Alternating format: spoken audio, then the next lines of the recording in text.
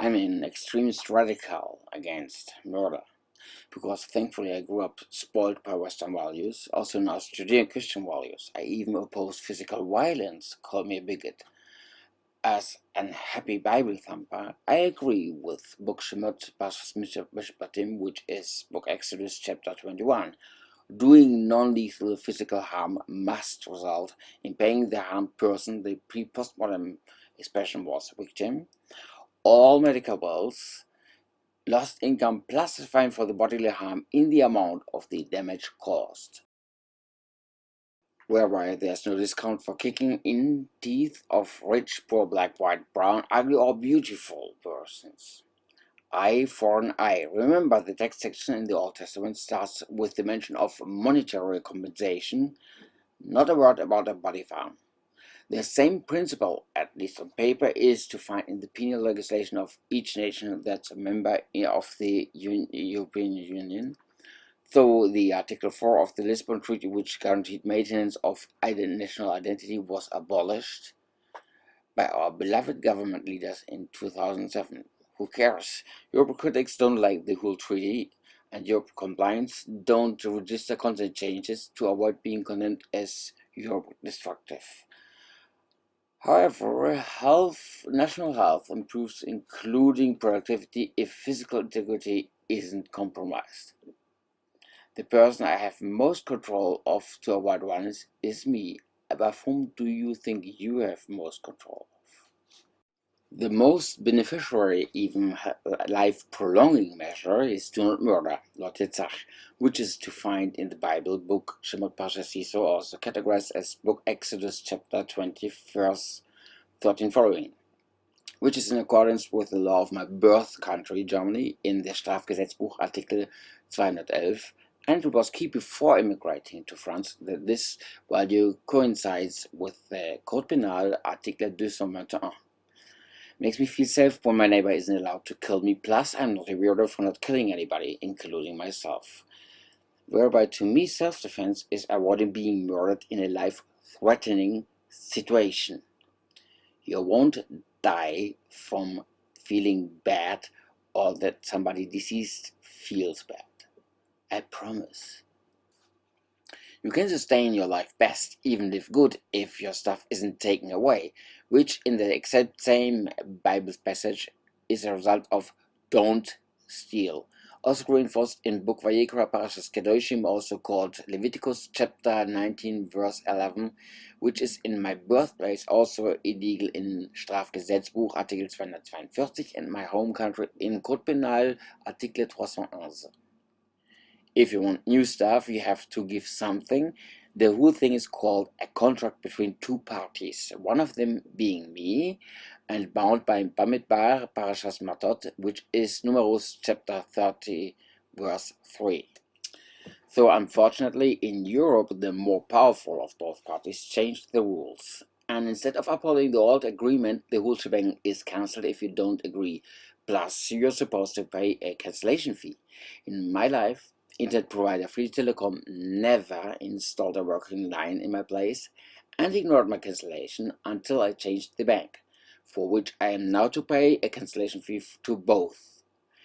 I thought the contract was pay for internet, not just pay and no internet, plus losing bank account and being ordered to pay the cancellation fee for not appreciating the gracious opportunity provided by Credit Mutuel and Free Telecom, meaning shut up and pay. Also, the most intimate contract, marriage. In Judaism, a contract in preparation if person A gets pregnant from person B, like Neil gets pregnant from Bob. Well, today it became one part paying for the other penalties for being stuck until finding something better, but you still pay. Going again, Shemot Parashas Yisro obligations are for both parts. Bob can't switch to Richie Rich. Poor Bob. And Neil can't simply shout 3 times, go away, once for Bob, once for the contract, and once for any payments. That's today for reals awful if Bob is a biological woman.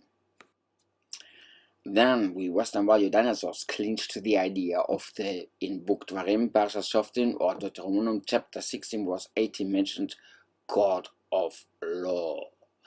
That an objective judge looks using causality on evidence and allows both sides to state their case, while both, like in Buxtehude processes, aren't allowed to false allegations nor perjury. Still on paper, this is covered in the Strafgesetzbuch Artikel 153 in Germany and the Code Penal Article 434. Personally, I understand under a fair trial, as promised in Article 6 of the Human Rights Commission in the 1950s, good old days, not very progressive though, that like in Book Shemot Mishpatim, which is Exodus chapter 23, the judge should not be corrupt nor having any bias, as demands the book Dvarim Parashas Shoftim, and neither witness nor officials should falsely lie or steal or deny, as it says in book Vayikra Parashas Kedoshim, which is Leviticus chapter 19 verse 11. I'm even arrogant enough to imagine that any person with an IQ higher than a cheese cracker understands it and can profit from this. Plus, as the original Human Rights Declaration for 1948 presumes, minimum human intelligence is above room temperature. Of course, in a court of law, you will have to listen to more than one opinion about the facts, the prosecutor and the defendant. And if the accused is guilty as hell, it will hurt his feelings if you talk bad about him. That's called free speech. But British courts decided in 2019 in the case against Leonard Yaxley, aka Tommy Robinson, for the second time that asking the condemned child sex ringleader, "What do you think about the verdict?" is criminal, as that reminds the pedophile mass rapist that he might have been a bad boy. Thus, that's prison for the question, not the rape, which violates the Universal Human Rights Act in Article 2, Article 9, Article 10, Article 11, Article 18, and Article 28 by the British justice system, and real-world events contradicting publications about this person, Tommy Robinson, violates Article 12. The argumentation by the British courts to appease violence thirst is again violating Article 29.3 and Article 30 of the Human Rights Act.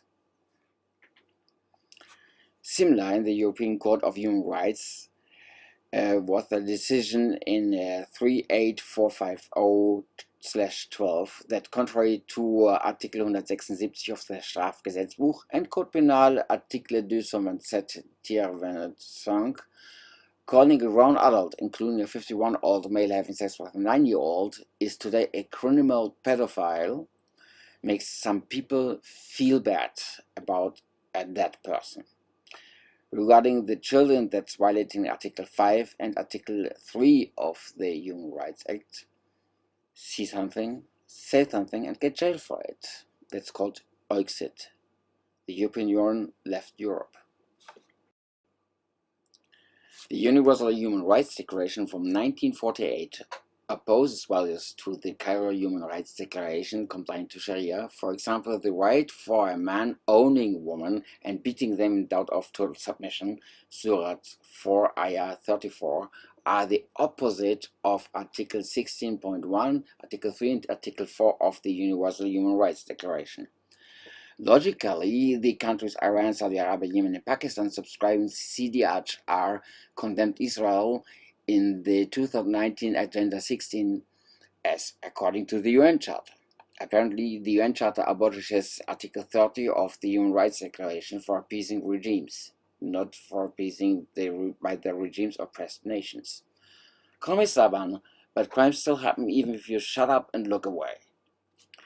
The institution European Union left therefore the EU as reversing the intent of their foundation and their population.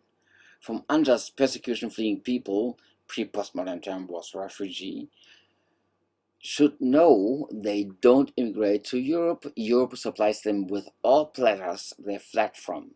Apparently the message arrived regarding who came, not cases like Asia Bibi. That's the result of the perverted interpretation of what love means. Specifically, in love the other as yourself, which you can read in book Vayikra Parashat Kedoshim, which is book Leviticus chapter 19 verse 18.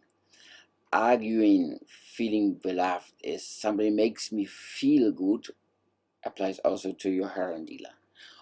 I observe, for example, in identity politics, I love you if you become me, meaning the condition is to altruism is totally being conform in opinion and fashion, later being a civilian uniform, therefore having Viking pigtails is considered a false flag infiltration of Rastafari plagiat Americans.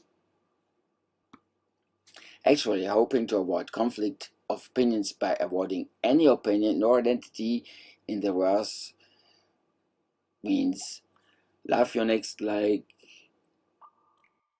Who? and in case there's still anything of yourself not yet erased, that demands the self-punishment of I love you like myself and I hate myself. Obviously, that's training to hate a human being in self-experimentation. Masochism in preparation of sadism, and not the fun kind. Thus learn to hate human beings on yourself by self-denial for social righteousness. The borderless merge with everybody must be perfected by hating everybody, at least those that haven't yet melted in the alloy of the good and oppressed feeling races. You are the others, and therefore love is hating everybody outside your preferred collective, which identifies as what they are not. In this eschatologic universe, a dog is defined for not being a bicycle and not making moo, which fits to the description of a dog and a toaster. Like when Germany chose an illegal immigrant with a long criminal record as chancellor in the 30s, who was 5'6" tall, with one testicle, injecting bulk testicle extract plus crystal meth, amphetamine, pervitin, and cocaine like Alkanol, defined Germans as not black nor Jewish, and dreamed to assimilate the whole world, the globe. All global conquest cravings are by nature globalist. Welcome to pretended nationalism label Vertigo, where the identity group of German pseudo-nationalism was so collectivist you could join the club only in whole collectives, like the Japanese Aryans, Italian Aryans, and under Hajj Muhammad Amin al-Hussein, the father of the Palestinian movement, the West Syrian Semitic Aryans, together for anti-Semitism, all having in common that what they are not. The opposite of any identity, including national identity, as definition of identity. Nobody will ever tolerate anyone else for what who is if he can't tolerate what he himself is, and on top can't even tell what or who he personally or she is. That's my take on what are Western values. If you have the same values due to a different source, then that's what we have in common. Of course, I'm human. I can be totally wrong.